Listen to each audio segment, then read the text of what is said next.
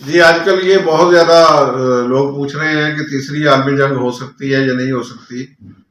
تو اس کا مختصراً جو ہے وہ جواب یہ ہو سکتا ہے کہ تیسری عالمی جنگ ہو سکتی ہے اگر اس میں امریکہ نے وزڈم کا مظاہرہ نہ کیا.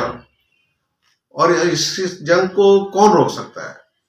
اس جنگ کو صرف یورپی یونین روک سکتی ہے میری رائے کے مطابق. یورپی یونین اگر امریکہ کے اعلی کار کے طور پر کام نہ کرے، اپنی انڈیپینڈنٹ رائے رکھے، تو پھر یہ تیسری عالمی جنگ نہیں ہوگی. کیونکہ تیسری عالمی جنگ ڈائریکٹ امریکہ نہیں لڑے گا.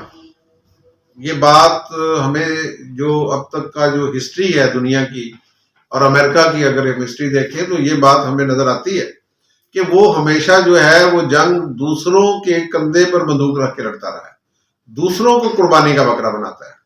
تو اگر یورپ اس میں شامل نہیں ہوتا تو تیسری عالمی جنگ نہیں ہو سکتی. تو یہ میں سمجھتا ہوں تیسری عالمی جنگ کی کنجی جو ہے وہ یورپی یونین کے پاس ہے. اور اگر نیٹو نے وزڈم کا مظاہرہ کیا، پولیٹیکل وزڈم، میری مراد ہے وزڈم سے، اور وہ امریکہ کے ساتھ ٹھیک ہے اپنا الائنس رکھیں، اتحاد رکھیں، اپنے معاشی سرگرمیاں جاری رکھیں، لیکن یہ ہے کہ اسے اس حد تک اس کے ہاتھوں استعمال نہ ہو کہ وہ انہیں جنگ میں جھونک دے. اگر جنگ ہوئی تو یہ یورپی یونین کی لیڈرشپ کی میں سمجھتا ہوں کہ غیر دانشمندانہ پالیسی کی وجہ سے ہوگی، ورنہ تیسری عالمگیر جنگ نہیں ہو سکتی. خواہ امریکہ چاہے بھی تو نہیں ہو سکتی اگر یورپی یونین اس میں شامل نہ ہو.